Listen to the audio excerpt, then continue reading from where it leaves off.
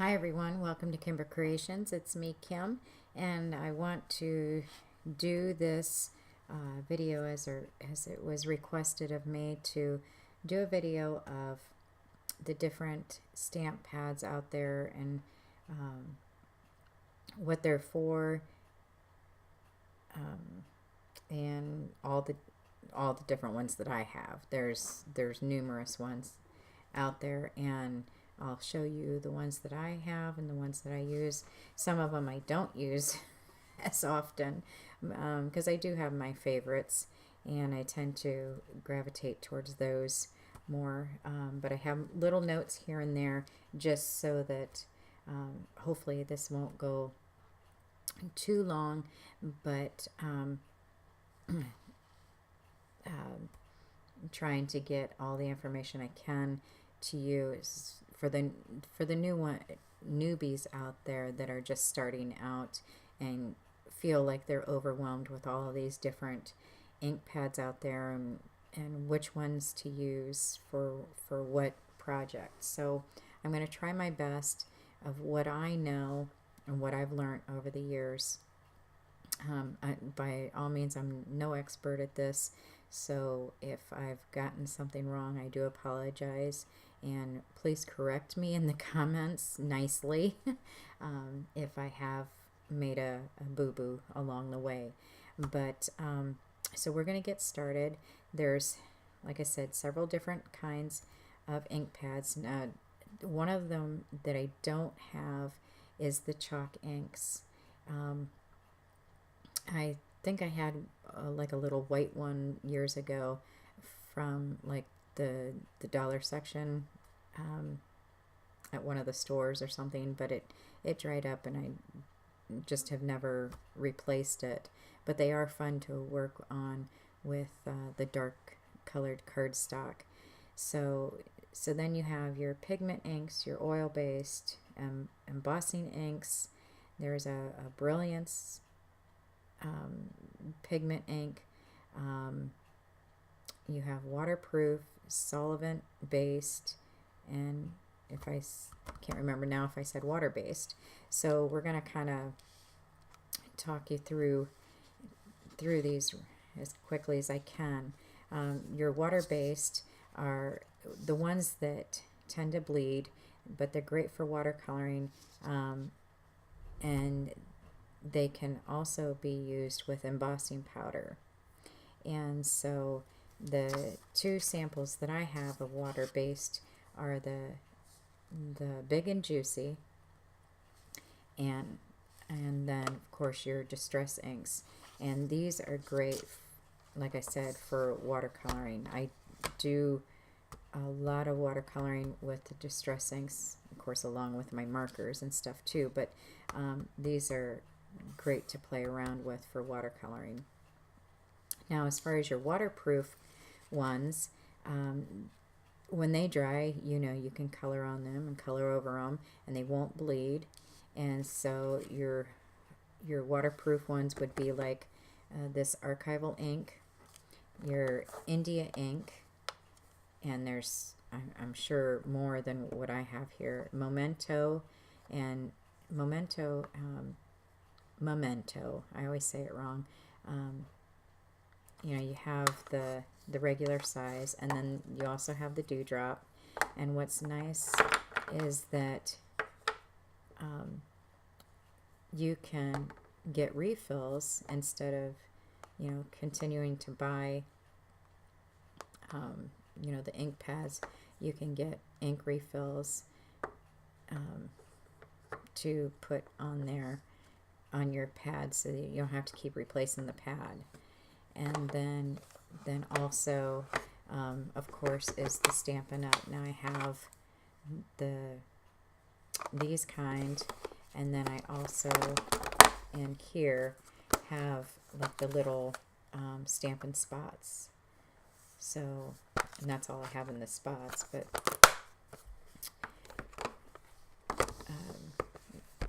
between garage sales and different things like that. Now you have also a solvent-based one, which is the one I have is the Stays On, and the Jet Black, I use this quite a bit because this one, you don't necessarily have to heat set it unless you're like using the embossing powder, and it's great for porous and non-porous items. And that's what that one looks like. And then I'll show you this little one. This is cool, which I haven't used, but I've seen others use it. This is a dewdrop. It's fast drying pigment ink, and it's from Brilliance. And this one happens to be Galaxy Gold. And these are great for vellum, photos, glossy, coated paper. I'm not sure. You might have to heat set it, but it can, which you would have to heat set it if you're using embossing powder. So I hope that made sense. And then your pigment inks, the kinds that I have here, these can be heat embossed, or can be embossed. You have to heat set them because it takes a little bit longer to dry because these are a juicier ink. And I should have backed up a little bit too. When storing your ink pads, a lot of times you'll put them upside down, to keep the juiciness at the top. But you don't want to do that with your pigment inks because they are already so juicy. So I have, like I said, I have that one from the Hampton Art. This one from this one from Joann's. It's from the Miss Sparkle and Company that came out. And then I also have two samples here of Color Box. And this is a brush pad, and then this is their regular size pad. And then we have your oil-based, which would be your Versamark, and this creates a translucent image, which would be great for your background designs. And this I also use with my embossing powder. And then along with the embossing stuff, you have, these are the two samples that I have. You can get embossing ink either tinted or clear, and so I have two different sizes because the bigger pads work great for your larger stamps, and then you have the smaller one, and the tinted one's nice because then you can see where you've stamped. The clear one, it gets a little tricky sometimes. Now, as far as cleaning your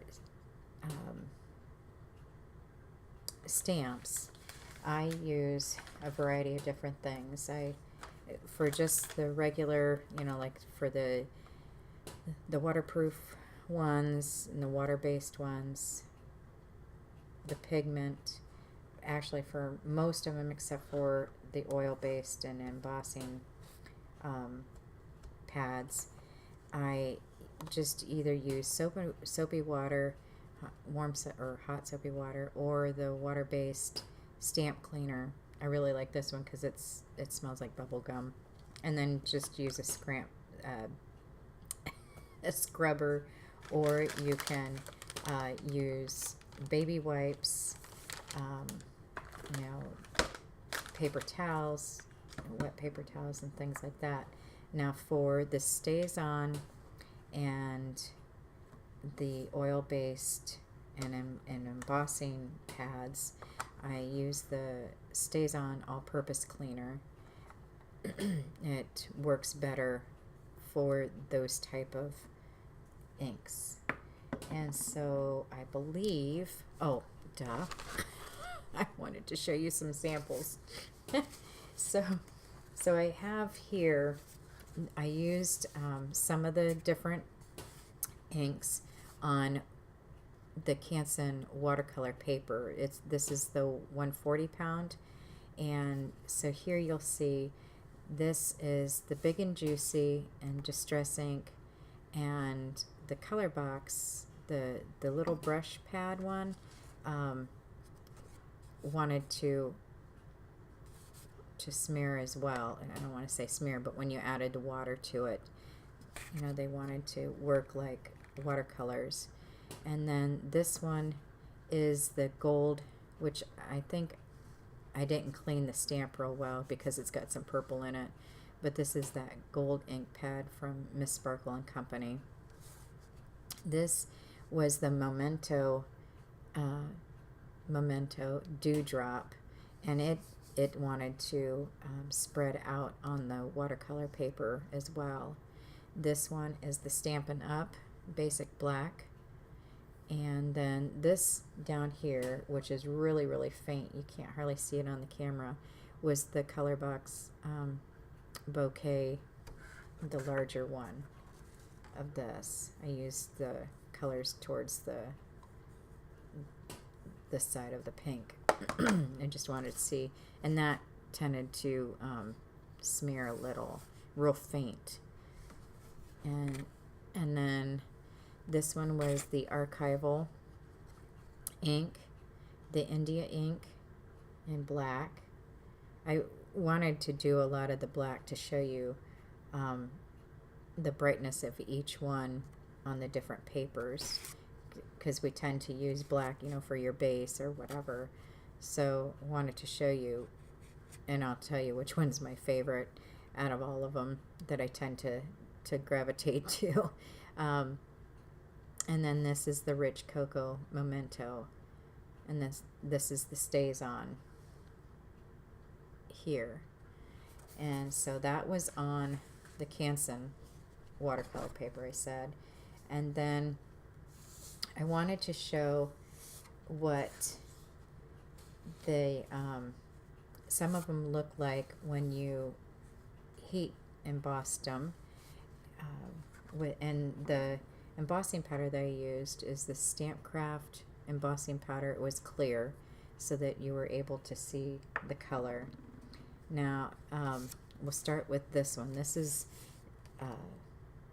Georgia Pacific 110 weight that you get at Walmart. And so you can see it a little bit.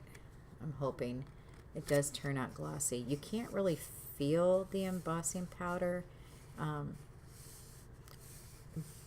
but you can see it a little bit. You know, like on some of your other embossing, like your regular embossing pads, you can feel it raised up, but these ones I don't really feel. But it does give a little bit of a shine to it. So this was the Stampin' Up! One. This is the Rich Cocoa and Memento. And this is the Distress ink when it's embossed. And then your Ranger Archival ink with the embossing powder. And so I wanted to try it on colored paper, and this happens to be a piece of Recollections, the 65-pound weight. And so here what I did is I took what it looks like before embossing and then after embossing. So this is that white Hampton Art one. This is before, and then this is after, and I just really didn't care for how it turned out. Up close it kind of looks dirty. It might be different once I would color it in or something. I just didn't care for the look of it. And then this was that Miss Sparkle. I wanted to see what it looked like on dark paper, which I don't know if you can tell that it's gold. And then this is what it looked like embossed. I did it a couple times because I thought I was doing it wrong. And then this is the fun one. This is that Versamark, the watermark, before you emboss it. And this is what it looks like after it is embossed. Really wish you could see it. Maybe you can. But I really like how that turns out. Now this down here is the Hampton Art one, the tinted one, embossed, and then the Memento Dewdrop. I used this Bahama Blue one, and I embossed that as well, so it just gave it a darker blue. And then the Ranger, the big, let me show you here, the big juicy, the big embossing pad there. And so you can see these three would be, I guess whoops, I guess I need to get in frame. These three would be the best ones to look at, because they're with the clear embossing powder, and they're actually for embossing. They're the embossing pads, is what I'm trying to say. Oh my gosh, it's getting late too, so apologies for that. So there is that. And then what I did, I have all this stuff to show you. So I wanted to take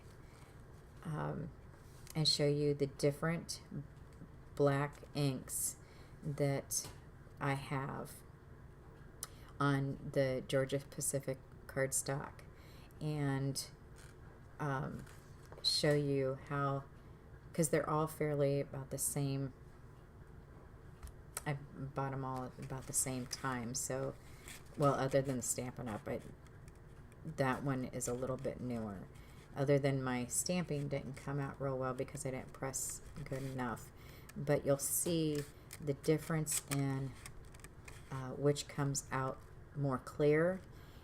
When I first started out, I used to use the India ink until as I grew in my stamping, then I gravitate more to the StazOn and the Stampin' Up. I use the Stampin' Up